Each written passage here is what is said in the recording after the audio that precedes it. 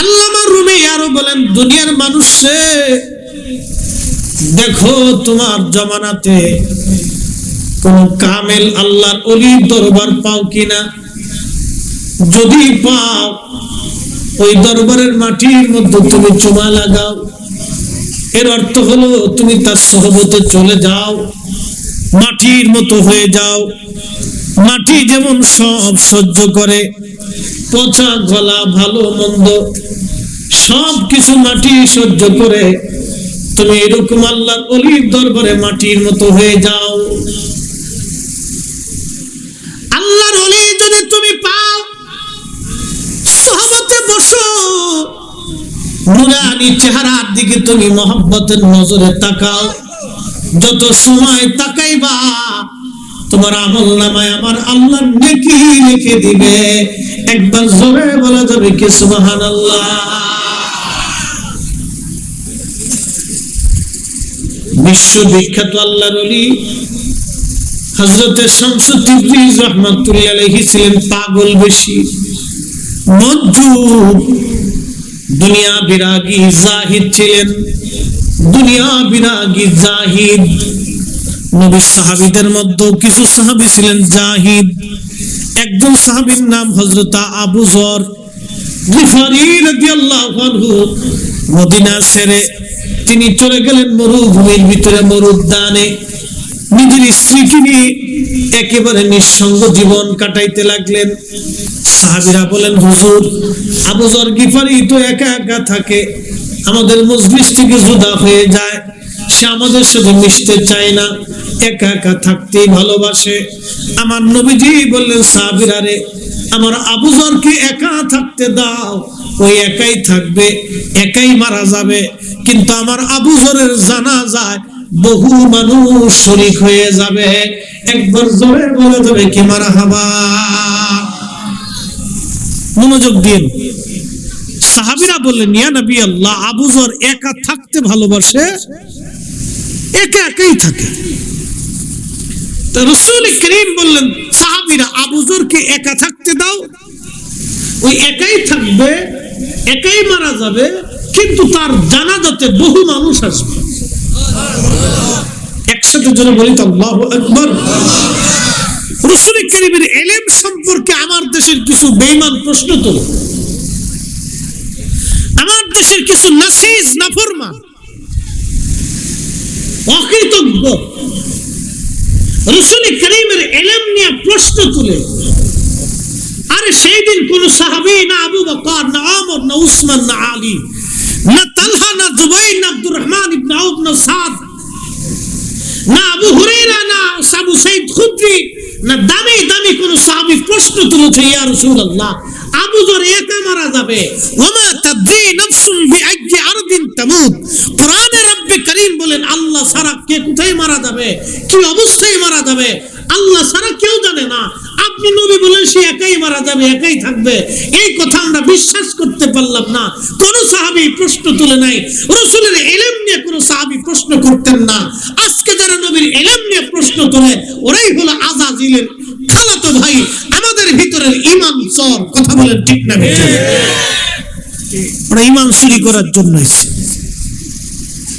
রাসূল করিমের ইলম নিয়ে প্রশ্ন তোলে, কোন সাহাবী প্রশ্ন তোলেন। আহা, কি দামি কথা। আল্লাহর নবী বললেন, সাহাবীরা, আবু যর গিফারিকে একা থাকতে দাও, ও একাই থাকবে, একাই মারা যাবে, কিন্তু বহু মানুষ তার জানাজাতে আসবে। হযরত আবু যর গিফারির জীবন হয়ে গেল আলাদা, মরুভূমির মধ্যে চলে গেলেন। আগামী দিন কি খাবেন, কি ঘরের মধ্যে আসবে, এই চিন্তা তাদের মধ্যে ছিল না। আমাদের এই সিলসিলার আকাবির যারা ছিল, আল্লাহু আকবার, মুজাদ্দিদ আল ফিসানি সিরহিন্দি, খাজা বাকি বিল্লাহ রাহমাতুল্লাহি আলাইহি, আলী ফাহমুদি তুসি, আবুল হাসান কিরকানি, বাহাউদ্দিন নাসমান বুখারী, শেখ আব্দুল হক মুহাদ্দিস দেহলভী, শাহ আব্দুর রহিম মুহাদ্দিস দেহলভী, শাহ ওয়ালিউল্লাহ মুহাদ্দিস দেহলভী, শেখ আল্লামা আব্দুল্লাহ আকবর আবাদী, শেখ আদম বিন নুরি রাহমাতুল্লাহি আলাইহি। এই সিলসিলার ভিতরে যত বড় বড় এসেছেন, যত বড় বড় আকাবির এসেছিলেন, তারা এত বড় জাহিদ এবং আবিদ ছিলেন, তারা এত বড় আল্লাহওয়ালা ছিলেন। বিশেষ করে একজনের নাম না বললেই নাই, তার নাম হযরতে খাজা মাহমুদ বাদাবানি নকশবন্দি রহমাতুল্লাহি আলাইহি।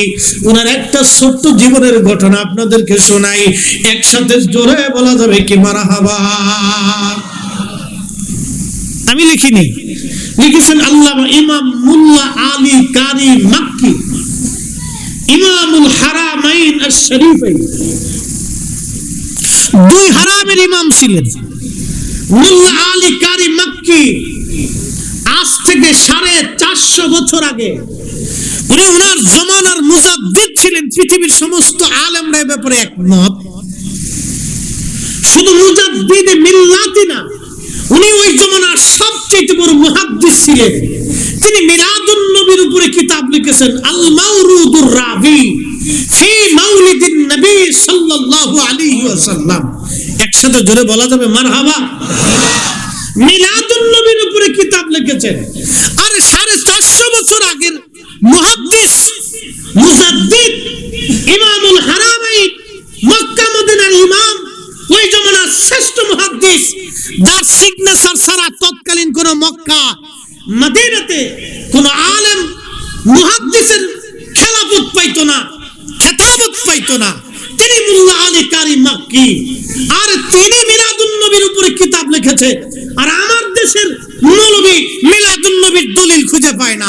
তার মানে বোঝা গেল এগুলি মত পার্থক্য করে মুসলমানদের ভিতরে নতুন করে ফিতনা সৃষ্টি করা। কথা বলেন ঠিক না বেঠিক? এরা নতুন করে ফিতনা বাঁধাইতেছে।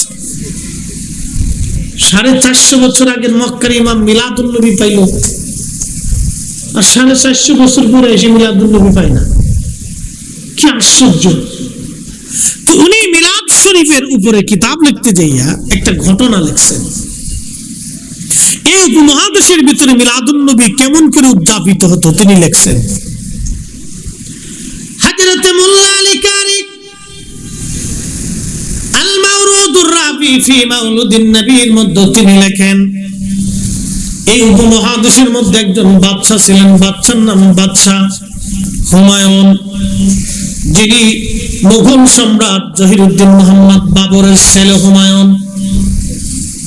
হুমায়ুন বাদশার জমানায় এই উপমহাদেশের মধ্যে একজন অনেক বড় আল্লাহর ওলি ছিলেন, তার নাম খাজা মাহমুদ বাদাবানি নকশবন্দি রহমাতুল্লাহি আলাইহি। একবার জোরে বলবেন কি মারহাবা। দেখেন, নকশবন্দিয়ার তরিকার অনেক বড় ইমাম খাজা মাহমুদ বাদাবানি নকশবন্দি রহমাতুল্লাহি আলাইহির দরবারে বাদশা হুমায়ুন উজিরে আজম বৈরাম বেগকে পাঠাইলেন, বৈরাম খানকে পাঠাইলেন। ও বৈরাম খান, আপনি আল্লাহর ওলির দরবারে যায় বলেন হুজুর যাতে এসে আমার রাজ দরবারে যেন দোয়া করে যায়। হুজুরকে যায় দাওয়াত করেন, হুজুর যাতে আমি সম্রাট হুমায়ুনের রাজ দরবারে এসে যেন দোয়া করে দিয়ে যায়।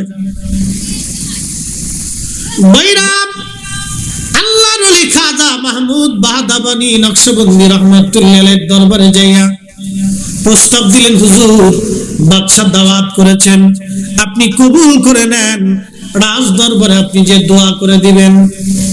আল্লাহর ওলি খাজা মাহমুদ বাদাবানি নকশবন্দি বললেন, বৈরাম খান, তোমার বাদশাকে যাইয়া বলো আমি মাহমুদ বাদাবানি নকশবন্দি দুনিয়ার কোন বাদশার মুখাপেক্ষী না, আমি আমার মালিক আমার আল্লাহর মুখাপেক্ষী।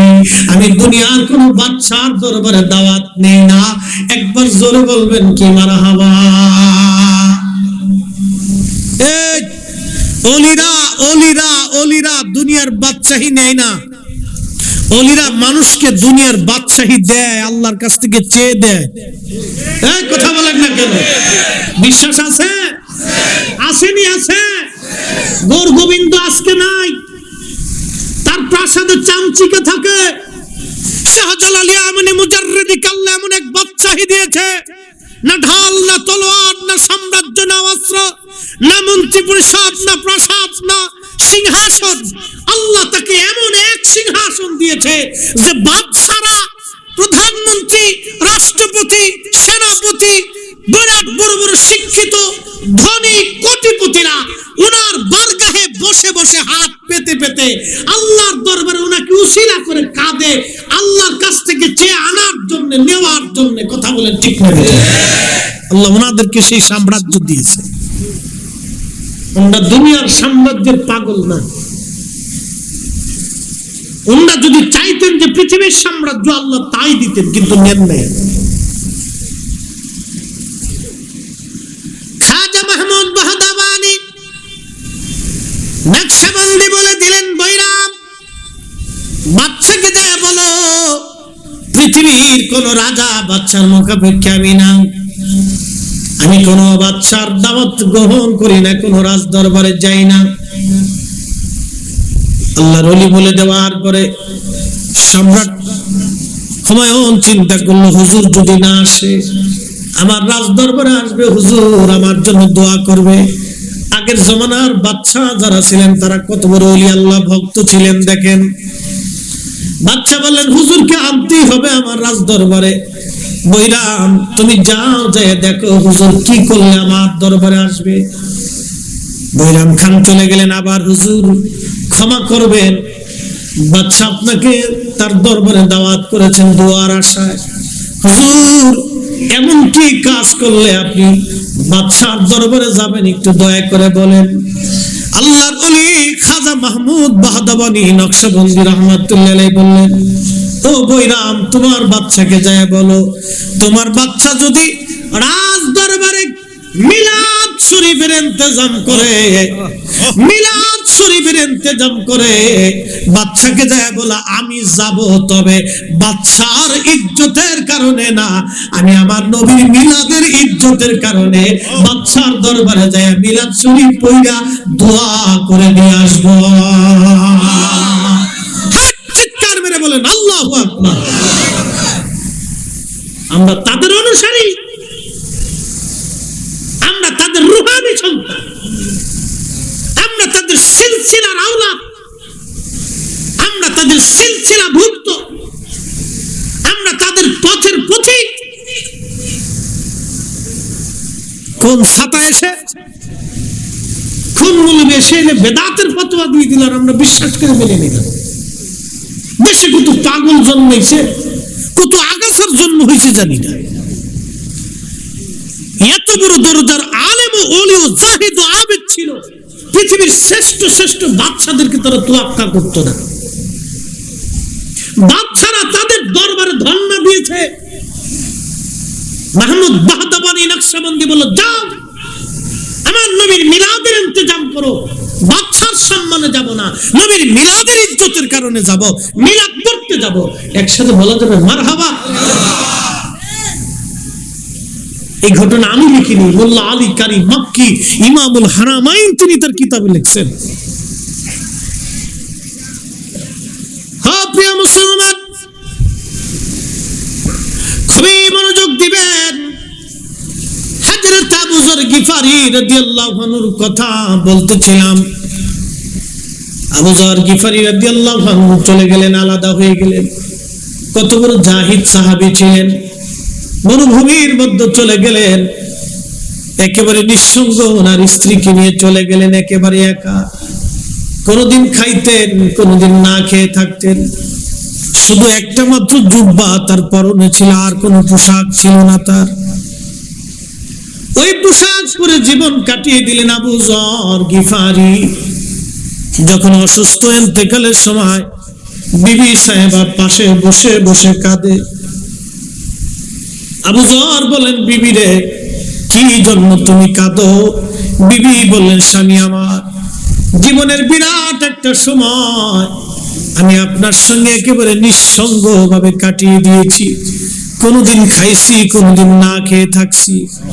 ক্ষুধার অভিযোগ কোনোদিন করি নাই, কাপড়ের অভিযোগ করি নাই, খাবারের অভিযোগ কোনোদিন করি নাই। হে স্বামী, খেয়ে না খেয়ে আপনার সঙ্গে আমি সারা জীবন এই নিঃসঙ্গ জাহিদ আবিদ হয়ে কাটিয়ে দিলাম।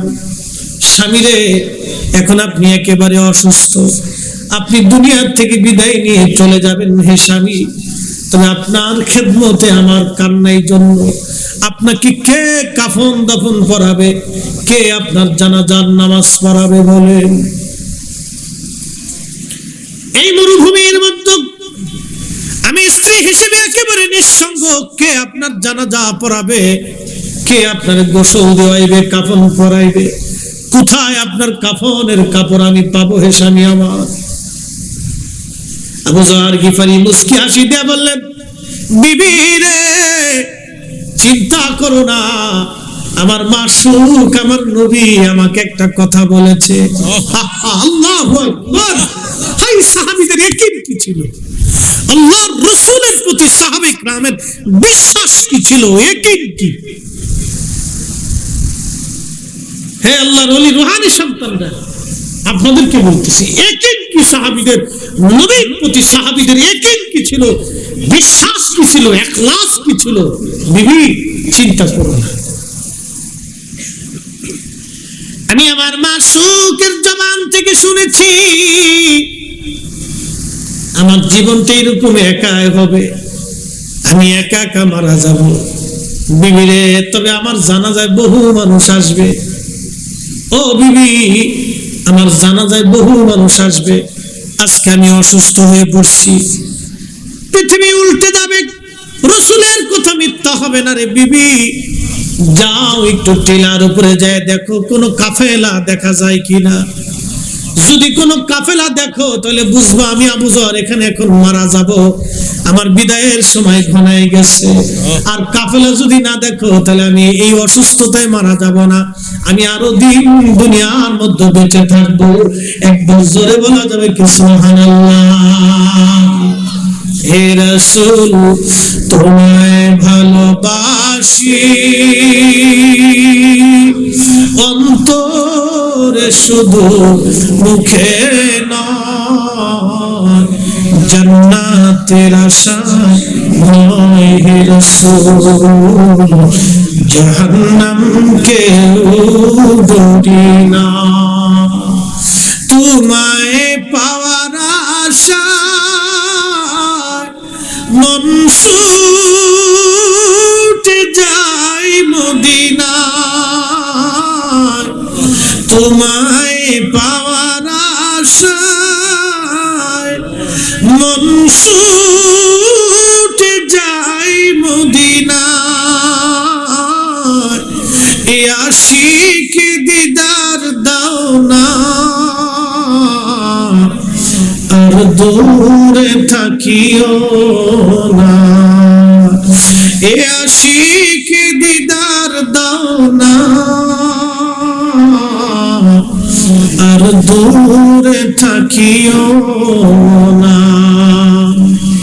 হে রাসূল তোমায় ভালোবাসি,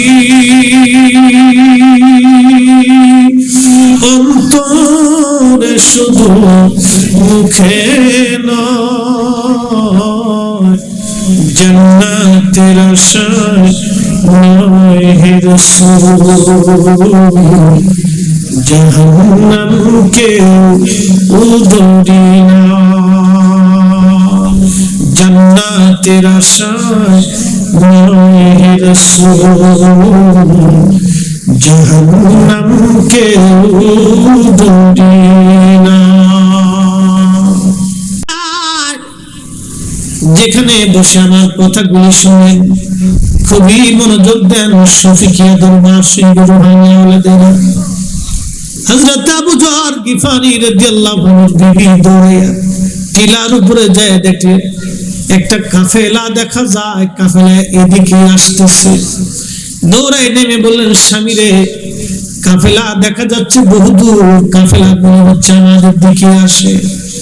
আবু যর দিকে বলেন, বিবি শোনো তাহলে বিদায় নিচ্ছি, আর দেখা হবে না দুনিয়াতে রে বিবি।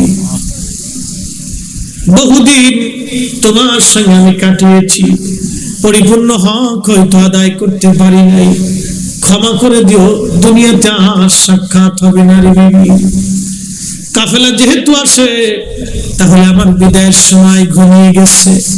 আমার মাসুক বলেছেন আমি মারা যাব একা, কিন্তু আমার জানাজায় বহু মানুষ আসবে, এই মরুভূমির ভিতরে তো মানুষ আসার কথা না, কাফেলা যেহেতু আসতেছে, আমার রাসূলের কথা কখনো মিথ্যা হবে না। একবার আওয়াজ তুলে বলা যাবে কি রাসূলুল্লাহ। কলিজা দিয়ে সাহাবীরা নবীকে ভালোবাসছে, কলিজা দিয়ে সাহাবীরা ভালোবাসছে। আম্মাজান খাদিজাতুল কুবরা রাদিয়াল্লাহু আনহার ইন্তেকালের সময় ঘনিয়ে গেল, মা জননী নবীজির উরু মুবারক উপরে মাথা দিয়ে উনি কাঁদতেছিলেন। নবীজি বললেন, খাদিজা রে, কি জন্য তুমি কাঁদো? বলে, হুজুর, জীবনের সুখের দিনে দুঃখের দিনে আমি কাটিয়েছি, খেয়ে না খেয়ে আমি আপনার খেদমত করেছি। এই মক্কার জমিনে আমি সবচেয়ে বড় ধনী মহিলা ছিলাম, আমার চাইতে ধনী মক্কাতে আর কেউ ছিল না। ইয়া রাসূলুল্লাহ, আপনাকে পছন্দ করে আমি শাদী করেছিলাম। 40 বছরের একজন নারী 25 বছরের একজন যুবককে বিয়ে করেছিলাম। হুজুর, আমার জীবনে কোনদিন আপনাকে আমি দুঃখ দেই নাই কোনদিন। ইয়া রাসূলুল্লাহ, আমার জীবনের সমস্ত সম্পদগুলি আপনি দিন প্রচার করতে যায় সব ব্যয় করে দিয়েছেন। কোটি কোটি টাকার মালিক ছিলাম আমি, নিঃসঙ্গ গরিব হয়ে গিয়েছি। মক্কার সবচেয়ে দামি খাবার আমি খাইছি, দামি পোশাক আমি পরেছি, দামি ঘরের মধ্যে আমি ঘুমাইছি, দামি বিছানায় আমি শুয়েছি। হুজুর, কালেমার জন্য আপনি সব দান করে দিতে দিতে ব্যয় করতে করতে করতে করতে জীবনের শেষ সময় আমি ছিঁড়া কাপড় পরেছি, না খেয়ে কাটিয়ে দিয়েছি। ইয়া রাসূলুল্লাহ, জীবনে কোনোদিন একটা কথা আপনাকে আমি জিজ্ঞাসা করি নাই, কোনোদিন আমি আপনার কাছে আবদার করি নাই, কিছুই নবী আপনার কাছে চাই নাই। ইয়া রাসূলুল্লাহ, এখন আমার বিদায়ের সময় ঘনাই গেছে। হুজুর, এখন আমার বিদায়ের সময় ঘনিয়ে গেছে, মন বলে আর দুনিয়াতে আমি থাকবো না গো নবীজি। ইয়া রাসূলুল্লাহ, জীবনে কিছুই চাইলাম না, একটা জিনিস চাবো, দিবেন কি গো নবীজি? বলো রে খাদিজা, কি চাও? নবীজি বলেন, খাদিজা কি চাও বলো? খাদিজা, কিছুই তোমাকে আমি দিতে পারি নাই রে খাদিজা, ভালো পোশাক তোমাকে কিনে দিতে পারি নাই, ভালো খাবার আমি তোমাকে দিতে পারি নাই। কি চাও তুমি খাদিজা আজ বলো? আম্মা জান ডেকে বললেন, ইয়া রাসূলুল্লাহ, ইয়া হাবিবাল্লাহ, আপনার একটা পুরান জুব্বা মোবারক আমি ধুয়ে রেখে দিয়েছি। নবী গো, আমার ইন্তেকালের পরে জুব্বা খানা দিয়ে আপনি আমার কাফন দাফনের কাফনের পোশাক কাফনের কাপড় বানিয়ে আমার গায়ে জড়াইয়া দিবেন। একবার চিৎকার মেরে বলা যাবে কি রাসূলুল্লাহ? আমি জানি প্রেমে পাগল সে তো মদিনা, আমি জানি প্রেমে পাগল সে তো মদিনা।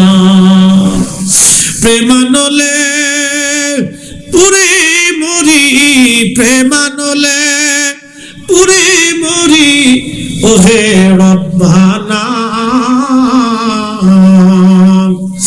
আমি জানি প্রেমে পাগল সে তো মদিনা, আমি জানি প্রেমে পাগল সে তো মদিনা। সালাতুল্লাহ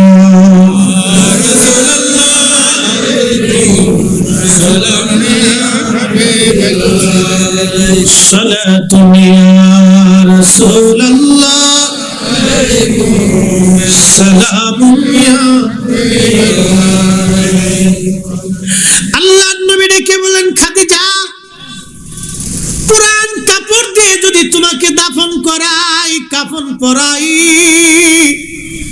খাদিজা রে, মক্কার মানুষ বলবে মুহাম্মদ আমিন কত বড় নিষ্ঠুর, যার স্ত্রী সারা জীবন সমস্ত সম্পদ গুলি ব্যয় করে দিল, সুখে দুঃখে যার বিবি তার ডানে বামে সামনে পিছনে জীবন কাটাইলো। কোন কোন বর্ণনার ভিতরে আসছে দুনিয়ার সমস্ত মানুষগুলি যখন ঘুমাইতো, আমরার আম্মা জান খাদিজাতুল কুবরা রাদিয়াল্লাহু আনহা ঘরের দরজার সাথে ঠেস মেরে দাঁড়িয়ে থাকতেন। আল্লাহ, পৃথিবীতে নেককার বিবি পাওয়া ভাগ্যের ব্যাপার, কথা বলেন ঠিক কিনা? আমার দেশের কত খাদিজা আছে বেপরদা বেহায়ার মতো রাস্তায় চলে, আমার দেশের কত খাদিজা আছে শরম লজ্জা নাই, আমার দেশের কত খাদিজা আছে স্বামীর সঙ্গে ঝগড়া করে, আমার দেশের কত খাদিজা আছে শ্বশুর শাশুড়িকে খাবার দেয় না, আমার দেশের কত খাদিজা আছে খাদিজার কারণে শ্বশুর শাশুড়ি বৃদ্ধাশ্রমে চলে যায়। ওই নারীর কথা বলি যে নারী জাত, আরে আমার মা জননী আম্মা জান খাদিজাতুল কুবরাও তো নারীর জাত। আহা, কি চমৎকার চরিত্র আল্লাহ তাদেরকে দিয়েছিলেন। এই জন্য মক্কার মানুষ তাকে বলতো তাহেরা তাইয়্যিবা। আল্লাহর নবীজি খাদিজা নাম বলার সঙ্গে বলতেন খাদিজাতু তাহেরা তাইয়্যিবা, নবী নিজেই তাকে পবিত্র বলতেন। একবার জোরে বলবেন কি মারহাবা। আম্মা জানকে নবীজি রেখে বলেন খাদিজা, মক্কার মানুষ আমাকে হাই প্রতিপন্ন করবে রে খাদিজা, না না আমি তোমাকে পুরান জুব্বা দিয়ে কাফন পরাইতে পারবো না। আম্মা জান কেঁদে দিয়ে বলেন হুজুর, না না আমার মন চায় আমার শেষ সময়ও আপনি নবীজির জুব্বা খানা গায়ে দিয়ে আপনার গায়ে লাগানো পোশাক পরে আমি খাদিজা কবরের দেশে আমি জুব্বা খানা গায়ে লাগাইয়া আমার গায়ের মধ্যে জোরে কবরের মধ্যে যেতে চাই। একবার জোরে বললেন মারহাবা। আরে তারা রাসূল কারীমের জুব্বা পোশাককে কিভাবে ইজ্জত করত? নবী তো ইজ্জত আলা।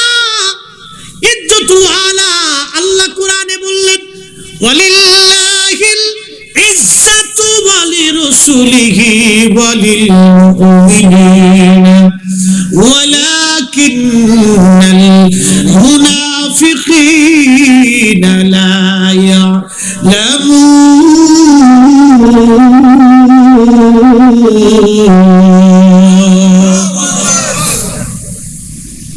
বলেন কোরআনের উপরে কি কোনো দলিল আছে?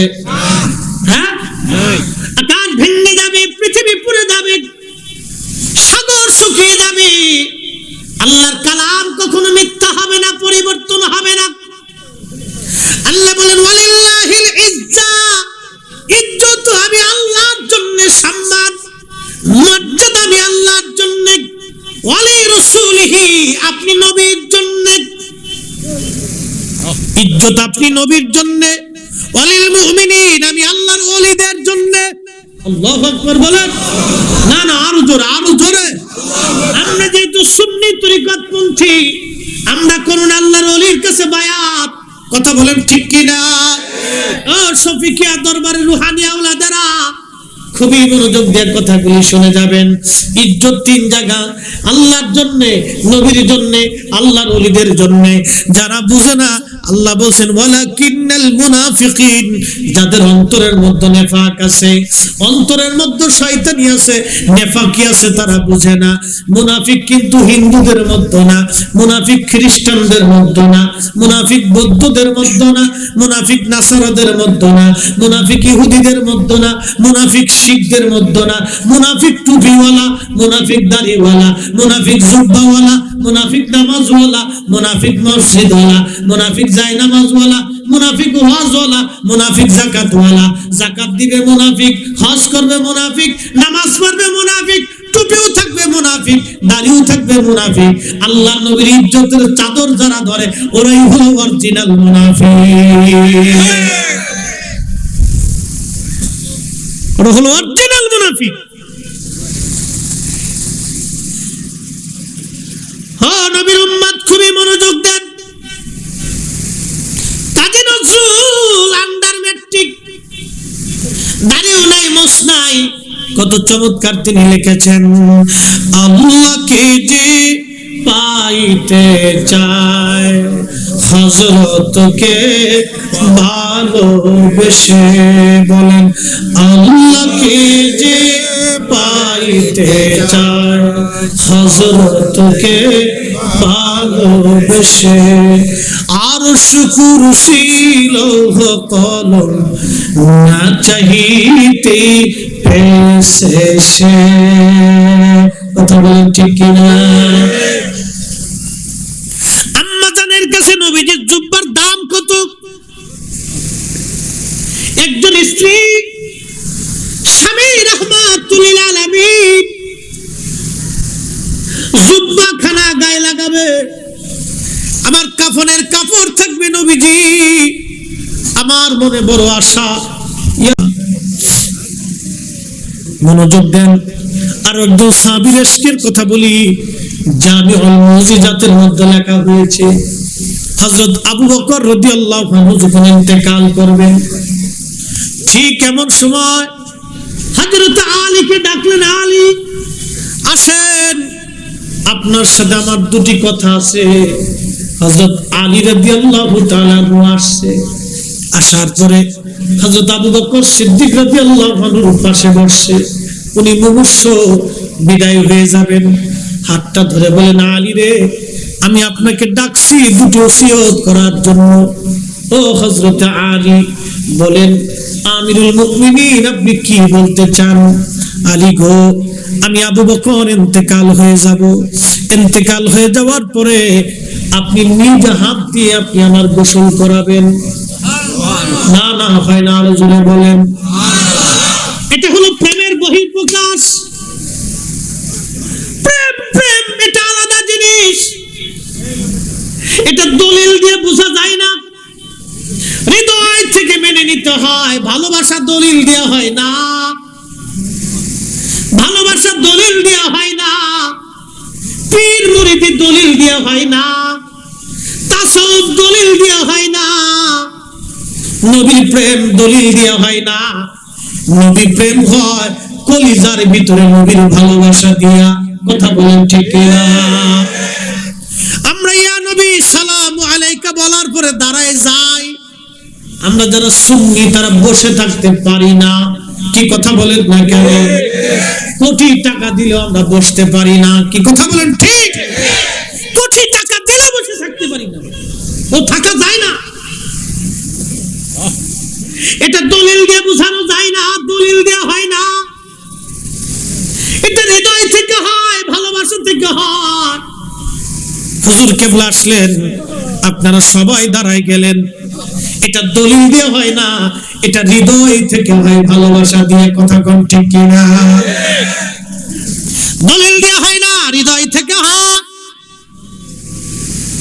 হযরত আবু বকর বলেন, আলী তোমার ওই হাত দিয়ে আমাকে গোসল দিবাইবা, কাফনের কাপড় পরাইবা, রওজা শরীফের কাছে নিয়ে মাটির মধ্যে শুয়াইবা, আল্লাহর নবী রওজার পাশে দাঁড়াইয়া অনুমতি চাবা, সালাম দিবা।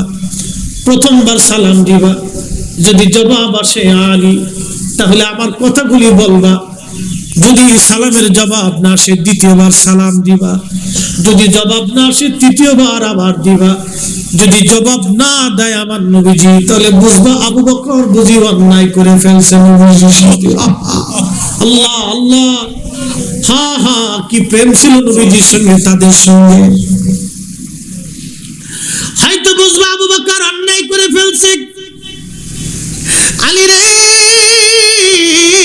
আমার ইন্তেকালের পরে তুমি আমার এই কাজগুলি করে দিবা। হযরত আলী রাদিয়াল্লাহু আনহু চোখের পানি ছেড়ে দিয়ে বলেন, আবু বকর, কত সাহাবী আছে, আপনি তাদেরকে বললেন না, আমাকে কেন বললেন বলেন তো? হযরত আবু বকর সিদ্দিক রাদিয়াল্লাহু আনহু বললেন, আলী শোনো, তুমি নিজ হাত দিয়ে আমাকে এজন্য গোসল করাইবারে। আলী, আমার নবীর ইন্তেকালের পরে তুমি আমার রাসূলকে গোসল করাইছিলা রে আলী। তোমার ওই হাতখানা নবীর শরীর মুবারকে স্পর্শ করেছিল। আলী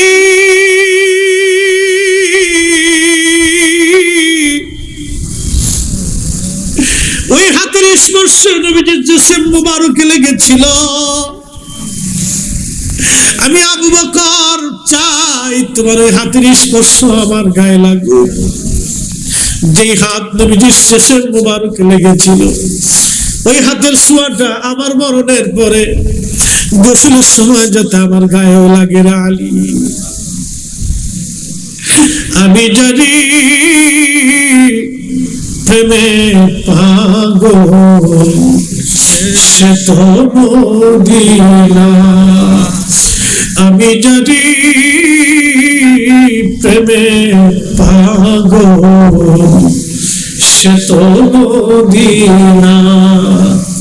প্রেমানলে পুরে মরি, প্রেমানলে পুরে মরি ওহে ভানা। আমি জানি প্রেমে পাগল সে তো মদিনা।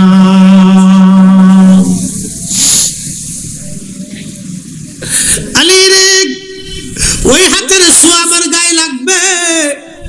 আমার মন চায় যে হাত দিয়ে তুমি আমার নবীর জিসম মুবারক ধৌত করেছিলে, গোসলের সময় হাত বুলিয়ে বুলিয়ে দিয়েছ, ওই হাতের ছোঁয়াটাও যেন আমার গায়ের মধ্যে লাগে রে আলী।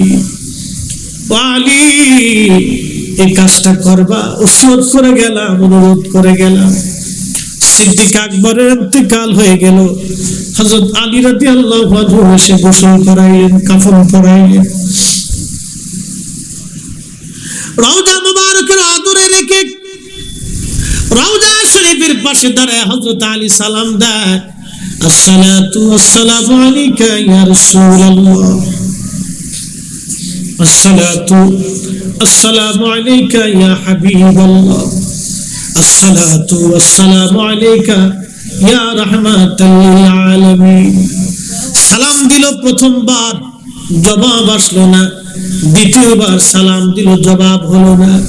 তৃতীয়বার সালাম দেয়া হলো, জবাব আসে না। হযরত আলী মনে করলেন বুঝি আবু বকর মনে হয় অন্যায় করে ফেলছে, ভুল করে ফেলছে, ফিরে চলে আসবে। ঠিক এমন সময় রওজা শরীফ থেকে আওয়াজ আসে, আদখিলিল হাবিবা মাল হাবিবে। চিৎকার মেরে বলবেন কি ইয়া রাসূলুল্লাহ, হ্যাঁ নবী আছে না নাই? আছে। নবীজি বললেন আল আনবিয়া ওয়া হিয়াউন ফি কুবুরিহিম ইউসাল্লুন। হাদা হাদিসুন সাহিহুল ইসনাদ মুসনাদ আবু ইয়ালা আল মুসাল্লি। পৃথিবীর সমস্ত মুহাদ্দিস বলেন হাদিস সহিহ। নবীজি বললেন উম্মত নবীদের ইন্তেকালের পরে রওজা শরীফে তারা জিন্দা জিন্দা জিন্দা, শুধু জিন্দা না, তারা রওজার ভিতরে সালাত আদায় করে, নামাজ পড়ে। একবার জোরে বলা যাবে কি মারহাবা। বাজানো পৃথিবীর শেষ প্রান্তে ইমাম মেহেদী আলাইহিস সালাম আসবে। ইমাম মেহেদী আলাইহিস সালাম আসার পরে একটা পৃথিবীতে ফিতনা আসবে। এই ফিতনার নাম হলো দাজ্জাল। ইমাম মেহেদী পৃথিবীতে আসবে, অবশ্যই ইমাম মেহেদী দুনিয়াতে আসবে। সহিহ বুখারীতে নবীজি বললেন কিয়ামতের একদিনও যদি বাকি থাকে, আমার আল্লাহ একটা দিনকে পুরা একটা বছরের মতো লম্বা বানাই দিয়ে হলো আমার ফাতেমার আওলাদ, আমার হাসান হুসাইনের বংশে, আওলাদ রাসূলের বংশে ইমাম মাহদী আলাইহিস সালাম দুনিয়াতে আসবে। ইমাম হাসান হুসাইনের রক্তধারা অনুযায়ী ইমাম মাহদী দুনিয়াতে আসবে। ইমাম মাহদীর বাবার নাম থাকবে আব্দুল্লাহ, ইমাম মাহদীর নাম থাকবে মুহাম্মদ। 40 বছর পর্যন্ত মানুষ তাকে চিনবে না। উট দুম্বা ছাগল মরুভূমি দিয়ে চড়িয়ে বেড়াবে। এক রাত্রির ভিতরে আল্লাহ তার কলবের মধ্যে সমস্ত ইলম আল্লাহ ঢুকাই দিবে। একবার জোরে বলবেন কি আল্লাহু আকবার। কিন্তু তার আগে সে হাবা গোবা থাকবে, দুনিয়ার কিচ্ছু সে বুঝবে না। উট দুম্বা ছাগল বেড়া চড়াবে। এক রাত্রির ভিতরে আল্লাহ থেকে সমস্ত ইলম আল্লাহ তাকে দিবে। নবী বলেন উম্মত আমি যে এরকম কালেমা প্রতিষ্ঠিত করেছি, ইমাম মেহেদী এরকম কালেমা প্রতিষ্ঠিত করবে। আমি যে এরকম ইনসাফ দিয়ে দুনিয়া ভরে দিয়েছি। আমার ইমাম মেহেদী ফাতিমা তোমার আওলাদ, তোমার বংশ, তোমার রক্ত এরকম তামাম দুনিয়ায় না ইনসাফ দিয়ে ভরে দিবে। একবার আওয়াজ তুলে বলা যাবে আল্লাহু আকবার। সেই ইমাম মেহেদী দুনিয়াতে আসবে।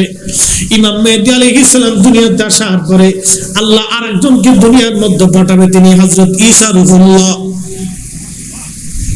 হযরত ঈসা আলাইহিস সালাম আসমান জগৎ থেকে দুই কাঁধে দুইজন ফেরেশতার কাঁধে ভর দিয়ে বর্তমান সিরিয়ার দামেস্কে একটা সাদা মসজিদ থাকবে। এই সাদা মসজিদের সাদা মিনারাতে হযরত ঈসা রূহুল্লাহকে ফেরেশতারা নামাবে। যখন ঈসা আলাইহিস সালাম দুনিয়াতে আসবে তখন সারা পৃথিবী ব্যাপী দাজ্জালের ফিতনা আসবে, ভয়াবহ ফিতনা এই দাজ্জাল। এই দাজ্জাল আবার কি? এই দাজ্জালের এক হাতে থাকবে জান্নাত আর এক হাতে থাকবে জাহান্নাম। এই দাজ্জাল এত বড় ভয়াবহ হবে, সে মানুষকে হত্যা করবে, হত্যা করার পরে আবার জীবন দিতে পারবে। আল্লাহ তাকে এরকম ক্ষমতা দিবে, মানুষ মেরে ফেলে দেওয়ার পরে জীবন ফিরাই দিবে। তখন পৃথিবীর বহু মানুষ ঈমান হারা হয়ে যাবে।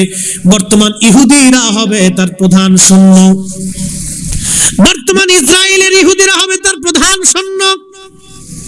সারা পৃথিবীর সমস্ত কুফাররা তার সেনাবাহিনীর সদস্য হবে। ঈমানদার, দুর্বল ঈমানদার মুসলমানরা বেঈমান হয়ে যাবে। হযরতে ইমাম মেহেদী আলাইহিস সালাতু ওয়াস সালাম তখন রানিং দুনিয়াতে থাকবেন। তখন দাজ্জালের আত্মপ্রকাশ হবে। দাজ্জাল যে এলাকায় আসবে এই এলাকার মানুষদেরকে সে বেঈমান বানাবে। আইসে বলবো, ও এলাকার মানুষ তোমরা শোনো, তোমরা যদি আমাকে মানো তাহলে শোনো, তাহলে আমি তোমাদেরকে দুনিয়ার ধনে সম্পদ বানাই দিব। সে এমন অবস্থা তার হবে, তাকে যারা মানবে তারা অনেক বড় বড় বড় ধনী ধনী হয়ে যাবে, দুনিয়ার সম্পদে তারা পাগল পারা হয়ে যাবে। কিন্তু তাকে যারা মানবে না তারা এরকম নিঃস্ব দরিদ্র হয়ে যাবে, অভাবের মধ্যে তারা পড়ে যাবে, তাদেরকে হত্যা করা হবে। এইরকম কঠিন দুর্যোগে ও শফিকিয়া দরবারের রুহানি আওলাদেরা ভালো করে শুনে যায়।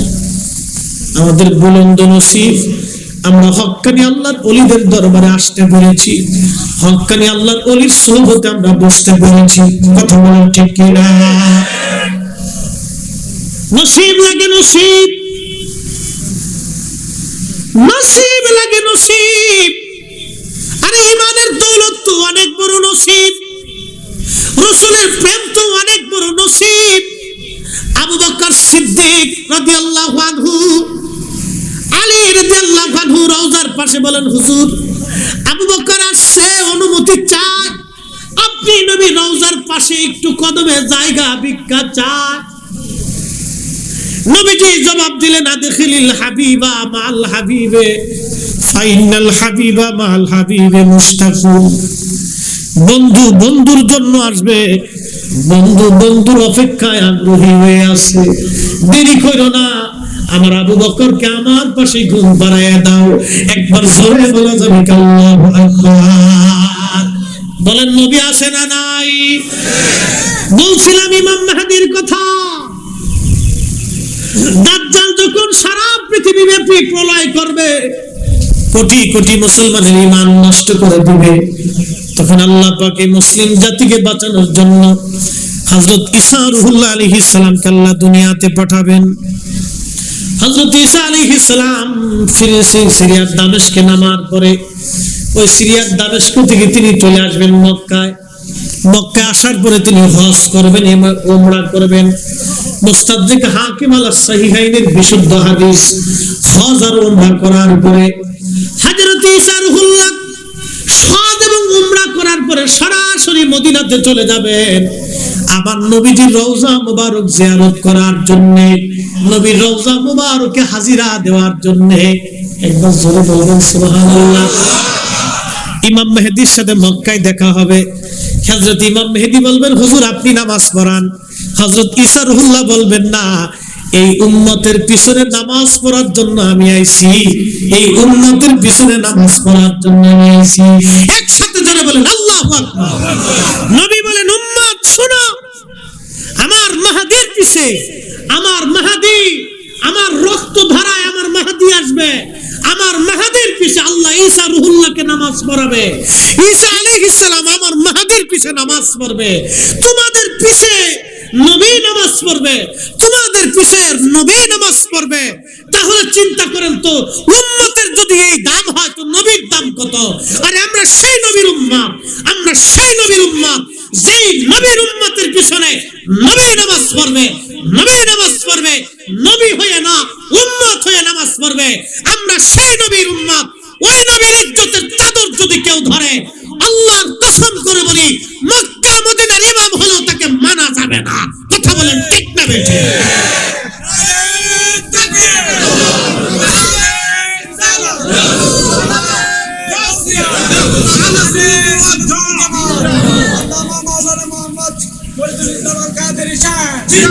মোহতারাম উপস্থিতি, মানা যাবে?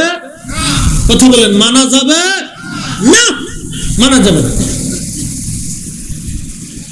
হযরত ইমাম মাহদী আলাইহিস সালাম নামাজ পড়াবেন। হযরত ঈসা রূহুল্লাহ আলাইহিস সালাম নবী হয়ে না, এই নবীর উম্মত হয়ে ইমাম মাহদী আলাইহিস সালামের পিছনে নামাজ পড়বেন। নামাজ শেষ করার পরে হযরত ইমাম মাহদী আলাইহিস সালাম, হযরত ঈসা রূহুল্লাহ আলাইহিস সালাম মদিনার দিকে রওনা হবে। মনোযোগ, মদিনার দিকে রওনা হবে। মসজিদে নববীতে নামাজ পড়ার জন্য না, আমার নবীর রওজা শরীফ জিয়ারতের নিয়ত করে রওনা হবে। মুস্তাদরিক হাকিমের হাদিস, বিশুদ্ধ সনদে সহিহ বুখারী এবং মুসলিমের শর্ত অনুযায়ী হাদিস সহিহ। ইমাম যাহাবী তিনিও হাদিস খানাকে সহিহ বলেছেন। ও বাজান, খুব মনোযোগ দিয়ে শুনিয়া যান। হযরত ঈসা রূহুল্লাহ আলাইহিস সালাম মক্কা থেকে মদিনার দিকে রওনা হবেন। আমার দেশে এক দল আছে যারা বুকে হাত বেঁধে নামাজ পড়ে, আছে না নাই? আছে। বুকে হাত বেঁধে নামাজ পড়ে, মাযহাব মানে না, তরিকা মানে না, বায়াত মানে না, ইসলামের অনেক কিছুই তারা মানে না। নামাজের পরে দোয়া মানে না, এরপরে ফাতিহা মানে না, এরপরে আপনার কি বলে 8 টাকার তারাবির নামাজ তারা পড়ে। ইসলামের বহু কিছু তারা উলট পালট করে ফেলেছে। এরা বলে জানেন, এরা বলে কি জানেননি? এদের বিশ্বাস হলো আল্লাহর নবীজির রওজা মোবারক জিয়ারতের নিয়ত করা হারাম। তারা বলেন মুসলমান হজ করবা, হজ করার পরে নবীর রওজা মোবারকের জিয়ারতের নিয়ত করবা না। এদের যুক্তি সুন্দর কিন্তু গলদ আছে। আচ্ছা, আপনাদেরকে প্রশ্ন করি, মক্কায় সওয়াব বেশি না মদিনায় সওয়াব বেশি? মক্কায় সওয়াব বেশি, মক্কায়, মদিনাতে সওয়াব কম। এখন আপনাদেরকে প্রশ্ন করি, এখানে মাহফিল হলো, শফিকিয়া দরবার শরীফ থেকে যদি ঘোষণা হয় এইখানে মাহফিল হচ্ছে, এখানে যারা আসবে তাদেরকে 1000 টাকা করে আমরা বকশিশ দিব। আবার ওই ফটিকছড়ি পৌরসভায় মাহফিল হচ্ছে, ওরা ঘোষণা দিল এখানে যারা মাহফিল আসবে তাদেরকে 500 টাকা করে দিব। আচ্ছা, লোক কোন জায়গা বেশি যাবে? এই জায়গা বেশি আসবে, কারণ এই জায়গার টাকা বেশি। আচ্ছা, আমাদের সওয়াব যদি দরকার হয় তাহলে মক্কাতেই তো 1 রাকাতে 1 লক্ষ রাকাতের সওয়াব পেয়ে গেলাম। তো মদিনাতে 50,000 রাকাতের জন্য আমি 250-600 কিলোমিটার আমি পায়ে হাইটা কেন মক্কা থেকে মদিনায় আসবো? কারণ কি? আমার যদি সওয়াব দরকার হয় তো মক্কাতেই তো 1 রাকাতে 1 লক্ষ রাকাত পাই, তো মদিনায় 50,000 রাকাতের জন্য যাব কেন? এর অর্থ হলো মদিনায় যারা যায় তারা সওয়াবের জন্য যায় না, মদিনায় যারা গেছে তারা আমার নবীর জন্য গেছে, নবীর প্রেমে, নবীর জিয়ারতে গেছে। কথা বলেন ঠিক না বেঠিক?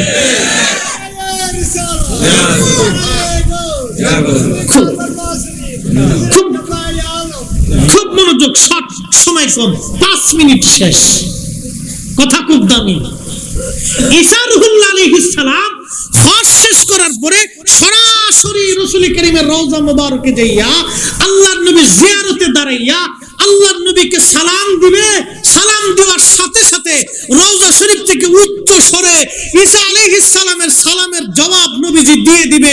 হাজার হাজার মুসলমান সে আওয়াজ শুনতে পাবে। একসাথে বলবেন আল্লাহু আকবার। এই হাদিস থেকে 2টা মাসালা। 1 নম্বরে নবীর জিয়ারতে মুসলমান যাবে, এটাকে যারা বেদাত বলবে ওরাই হলো অরিজিনাল বেদাতি, ওরাই হলো ইহুদিদের দালাল, দাজ্জালের দালাল। কথা বলেন ঠিক না বেঠিক? মুসলমান, 2 নম্বর মাসালা, নবীজি রওজা শরীফ থেকে ঈসা আলাইহিস সালামের সালামের জবাব জোরে জোরে দিবে। তার মানে রওজা শরীফের নবী এখনো আছে, আগামী দিনেও কিয়ামত পর্যন্ত আছে। কথা বলেন ঠিক না বেঠিক? আল্লাহ পাক এই মাসালাগুলি আমাদের বোঝার তৌফিক নসিব করেন, জোরে বলেন আমিন। মুহতারাম উপস্থিতি, হুজুর কেবলা অসুস্থ, এই অসুস্থতা শরীর নিয়ে, দুর্বলতা নিয়েও তিনি বসে আছেন। আলহামদুলিল্লাহ, আমরা ওনার কাছ থেকে দোয়া নিব, কথা বাড়াবো না। সর্বশেষ একটা কথা, তরিকতের দামানকে, পতাকাকে দাঁত দিয়ে খুব মজবুত মতো কামড়ে ধরে থাকবেন। ফিতনার জমানা, ইমান চোরের জমানা, কোথা থেকে শ্রমের ইমান চুরি করে নিয়ে যাবে। আরে ইমান তো সেইভাবে আনতে হবে যেইভাবে ইমান এনে শাহজালাল ইয়ামানি মুজাররিদি হয়েছে, যেইভাবে ইমান এনে হুজুর গাউসে পাক মহিউদ্দিন আব্দুল কাদের জিলানী হুজুর গাউসে পাক হয়েছে, যেই আকীদায় হযরত মুজাদ্দিদ আল ফসানি সরহিন্দি ফারুকি মুজাদ্দিদ আল ফসানি হয়েছে, খাজা বাহাউদ্দিন নকশবন্দ বুখারী হয়েছে, খাজা বাকি বিল্লাহ হয়েছে, আলিফ আহমদি তুসি হয়েছে, হযরতে শাহ ওলিউল্লাহ মুহাদ্দিস দেহলভী হয়েছে। এই যে আকীদায় ওলি আল্লাহরা ঘুমিয়েছে, সে আকীদা আমাদের ঘুমাইতে হবে। সে আকীদার নাম আকাইদে আহলে সুন্নাত ওয়াল জামাত। একমাত্র সুন্নি জামাতি নাজাতের রাস্তা। আকাইদে আহলে সুন্নাত ওয়াল জামাত ছাড়া কোনো মা ওলির জন্ম দিতে পারে নাই, কোনো মা ওলির জন্ম দিতে পারে নাই। ওলি হতে হলে আপনাকে ওলির দরজায় আসতেই হবে। কথা বলেন ঠিক না বেঠিক? আল্লাহ প্রত্যেকের কবুল করুন, বলেন আমিন। আল্লাহ পাক আমাদেরকে মঞ্জুর করুন। আল্লাহ ওলিদের মোহাম্মত আল্লাহ কবুল করুন, বলেন আমিন। মুর্শিদের চরণ বিহনে জীবন মিশে, ওরে আল্লাহ নবীর গভীর তত্ত্ব, ওরে আল্লাহ নবীর গভীর তত্ত্ব মুর্শিদের কাছে, মুর্শিদের চরণ বিহনে এ জীবন মিশে। বলেন মুর্শিদের চরণ বিহনে এ জীবন মিশে। কামিল যারে দয়া করে আউলিয়া বানাইতে পারে। কথা বলে ওলি যারে মায়া করে আউলিয়া বানাইতে পারে। পারে কিনা? এক পলকে নিতে পারে, ওরে এক পলকে নিতে পারে মদিনা শহর। মুর্শিদের চরণ বিহনে এ জীবন মিশে। বলেন মুর্শিদের চরণ বিহনে এ জীবন মিশে। ওরে আল্লাহ নবীর গভীর তথ্য, ওরে আল্লাহ নবীর প্রেমের তথ্য কামেলের কাছে মুর্শিদের চরণ বিহনে এ জীবন মিশে। ভাইরে মুর্শিদের চরণ বিহনে এ জীবন মিশে। কথা আর বাড়ানোর সুযোগ নেই। হুজুর